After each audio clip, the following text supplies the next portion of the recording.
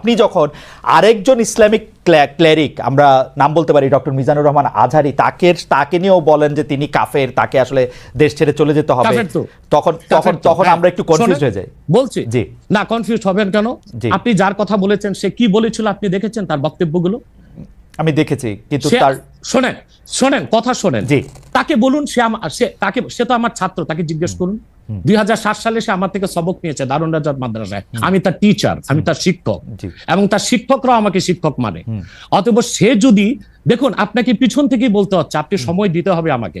আপনি কিন্তু বসে আছেন একা, আমার কিন্তু কয়েক হাজার লোক বসে আছে আমার অপেক্ষায়, একটা শিডিউল প্রোগ্রাম আমি রেখে বসেছি আপনার এখানে। যেহেতু আপনার মাধ্যমে আমার মেসেজটা আমি অনেকের কাছে পৌঁছাতে পারবো। আপনি যে ব্যক্তির নাম নিয়েছেন, তাকে আপনি কি দিয়ে তাকে স্কলার বলবেন? লক্ষ লক্ষ লোক হলে স্কলার হয়? এটা কোনো কথা নয়। দ্বিতীয় কথা হচ্ছে সে মুফতি নয়, ফতুয়া দেবার অধিকার রাখে মুফতি। স্কলার হওয়া এক জিনিস, ওয়াইজ হওয়া এক জিনিস, মুফতি হওয়া আরেক জিনিস। আমার কথা হচ্ছে, আমি কি গ্র্যান্ড মুফতি বাংলাদেশে তা আমি বলছি না, এটা বলার অথরিটি আমার নেই, কিন্তু আমার ফতুয়াতে কলম বসাবার মতো 10টা মুফতি আপনি বের করে দেন। এখন অন্য মুফতিরা বলছে না কেন, সেটা একটা সাহসিকতার বিষয় আছে, সেটা আরো কোনো তাদের প্রতিবন্ধকতা থাকতে পারে। যেমন আপনি দেখেছেন আওয়ামী শাসনের সময় দেশের অনেক বড় বড় আলেম শেখ হাসিনার দালালি করেছে, তো তারা কি এমন কোনো ফতোয়া দিবে যে সরকার বেকায়দায় পড়ে? এখন অনেক আলেম আছে যেটা বর্তমান সরকারের নির্লজ্জ সমর্থন করে যাচ্ছে, কিন্তু সরকার ক্ষমতা আসার পর থেকে আমি শরিয়ার কোরআন সুন্নাহর আলোকে যতটুকু সমালোচনা করা দরকার গঠনমূলক সমালোচনা করে যাচ্ছি। আর আমাদের মতো 2-4-10 জন যারা মিডিয়াতে আছে তারাই কিন্তু দেশের আলেম না। হাজার হাজার আলেম ওলামা পীর মাশায়েখ নীরবে নিভৃতে নির্জনে ইসলামের খেদমত করে যাচ্ছে, তাদের মতামতটাও দেখতে হবে। এখন যারা ফ্রন্টে চলে এসেছে, মিডিয়াতে চলে এসে সেলিব্রিটি হয়ে গেছে, তারাই কি বললো সেটা দেখার বিষয় না। এখানে তো যদি আপনি একটা প্রশ্ন আনেন যে আসলে শাতিমকে ক্ষমা পেতে পারে কিনা, বা রাষ্ট্র যদি শাতিমকে পৃষ্ঠপোষকতা দেয়, তার শাস্তি নির্ধারণ না করে, তাহলে কোনো জনগণ বিচারটা হাতে করতে পারবে কিনা? আপনি দেখুন পৃথিবীতে যত অভ্যুত্থান ও বিপ্লব হয়েছে, জনগণ আইনকে হাতে তুলে নিয়েছে। আপনি 5ই আগস্ট দেখেন, বাংলাদেশে রাষ্ট্র ক্ষমতা যে এসেছে বর্তমান সরকার, এটা গণতান্ত্রিক পদ্ধতিতে হয় নাই, ছাত্র জনতা আইনকে হাতে তুলে নিয়েছিল। এই বিপ্লবকে আপনি অবৈধ বলবেন? যে 6-7 জন সমন্বয়ক নেতৃত্ব দিয়েছে তাদেরকে কি আপনি সন্ত্রাসী বলবেন? না, কিছু করার ছিল না। 15 বছরে যে জগদ্দল পাথর ফেসিবাদী হাসিনা বসেছিল, গণতান্ত্রিক পদ্ধতিতে এটাকে সরানো সম্ভব হয় নাই, আইনকে হাতে তুলে নিতে হয়েছে। অতএব যদি গণতন্ত্রের স্বার্থ রক্ষে আইনকে হাতে তুলে নেওয়া যায়, আল্লাহ তার হাবিবের সুমহান ইজ্জত এবং স্বার্থে আল্লাহ তার হাবিব সাল্লাল্লাহু আলাইহি ওয়াসাল্লামের ইজ্জতের বিপক্ষে কেউ কথা বলবে এবং ধারাবাহিকভাবে শাস্তি পাবে না, চলতেই থাকবে। আমরা শুধু মিটিং মিছিল করে লাঠি পেটা খাবো আর গুলি নিব। স্যার আপনার কাছে মনে হয় না, স্যার আপনার কাছে মনে হয় না এটা আপনার কাছে মনে হয় না এটা আপনার পয়েন্ট অফ ভিউ?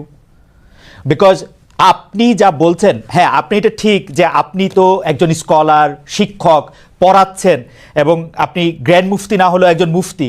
কিন্তু আমরা ধরেন, আমি এখন কথা বললাম হচ্ছে যে বাংলাদেশে কিন্তু এইটাও প্রচলিত যে যারা বলতেছে যে তারা আসলে যা কিছু পরীক্ষিত হাদিস নয়, যা কিছু পরীক্ষিতভাবে কোরআনের ফয়সালা নয়, তারা তা মানতে চান না। ধরা যাক ঈদে মিলাদুন্নবী সম্পর্কে তাদের একটা বয়ান আছে, তাদের আরও অনেক কিছু নিয়ে তাদের একটা বয়ান আছে।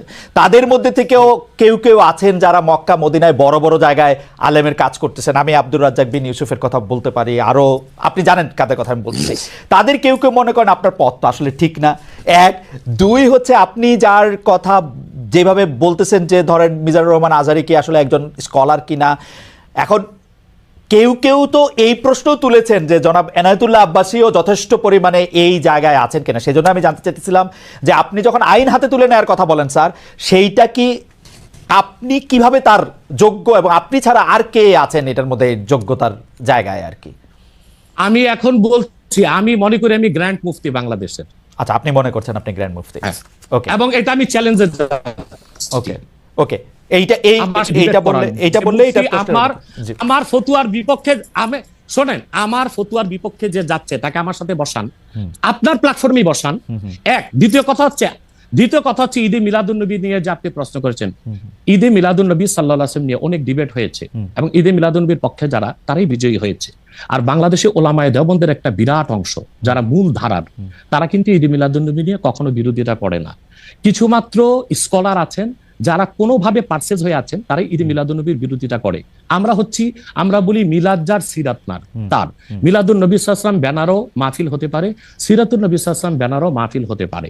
এবং আপনি শুনেছেন আজকে 4 বছর যাবত সৌদি সরকার উচ্চ ওলামা পরিষদ ফতোয়া দিয়েছে যে ঈদে মিলাদুন নবী উপলক্ষে মাহফিল সৌদি আরবে হবে, এবং 12 রবিউল আউয়াল তারা রাষ্ট্রীয় ছুটি ঘোষণা করে রেখেছে। এবং বাংলাদেশে বর্তমান সরকারও যথেষ্ট আলেম ওলামা আছেন যারা কওমি ঘরানার এবং দেওবন্দ ঘরানার, যাদেরকে আমরা আহলে হক মনে করে থাকি, এবং আমরা মনে করি জৌনপুর, ফুরফুরা, সারসিনা, আহলে সুন্নাত, আহলে হক একই ধারাতেই চলে আসছে। তারাও কিন্তু ইসলামিক ফাউন্ডেশনের দায়িত্বে আছে, এবং তারা কিন্তু এবারও ঈদে মিলাদুন্নবী ব্যানারে প্রোগ্রাম করেছে, এবং আমি সেখানে অংশগ্রহণ করেছিলাম একদিন। অতএব বিচ্ছিন্নভাবে কে কে ঈদে মিলাদুন্নবীর বিরোধিতা করলো, আব্দুর রাজ্জাক সাহেবের নাম বলেছেন, ওনাকেই বসান আমার সাথে কথা বলি, সংলাপ হতে তো কোনো দোষ নাই। ওকে, বা আপনি আরো যাদের কথা বলেছেন আচ্ছা তাদেরকে বসান আমাদের সাথে।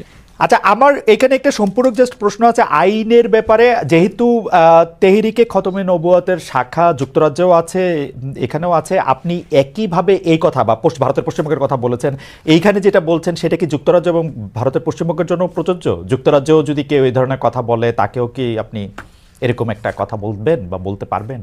জি জি বলবো। আমি যুক্তরাজ্যে যে সাফার করে এসেছি সেটা শোনেন আগে। 2 বছর আগে আমি যুক্তরাজ্যে গিয়েছিলাম। আমার 7টা প্রোগ্রাম ছিল, 4টা প্রোগ্রাম করতে পেরেছি, 3টা প্রোগ্রাম আমি করতে পারিনি। এবং সেখানে আমার বিরোধিতা করেছিল নাইজেল ফারাজ। আপনি জানেন তাকে, সিএনএন নিউজ প্রেজেন্টার, এবং সে ব্রেক্সিট আন্দোলনের হোতা ছিল, এবং সে ব্রিটিশ পার্লামেন্টে মেম্বার ছিল। আমার যেদিন সেন্ট্রাল লন্ডনে প্রোগ্রাম ছিল, নাইজেল ফারাজ লং মার্চের ঘোষণা দিয়েছিল, এবং আমি সেখানে যেতে পারিনি। কেন? নাইজেল ফারাজ 23টা প্রতিবেদন করেছিল আমার বিপক্ষে, তার মধ্যে উল্লেখযোগ্য ছিল যে আমি মুরতাদের শাস্তি মৃত্যুদণ্ড চাই। বাট ব্রিটিশ পুলিশ আমাকে অ্যারেস্ট করেনি, এবং ব্রিটিশ পুলিশ আমাকে শুধু প্রোগ্রাম করতে দেয়নি সহিংসতা বেশের জন্য। কিন্তু আমি রানীকে গালি দিয়েছি, সেটাও সেখানে তুলে ধরা হয়েছে। আমি রানীকে গালি দেওয়া যায় ইংল্যান্ডে? হ্যাঁ, মুরতাদের শাস্তি মৃত্যুদণ্ড চেয়েছি, সেইটা 23টা প্রতিবেদন করে আমার এই বক্তব্য ফতোয়াগুলো সেখানে লন্ডনে দেখানো হয়েছে। আমি বাংলাদেশে যে চরিত্র, লন্ডনে সেই চরিত্র, পশ্চিম বাংলায় সেই চরিত্র।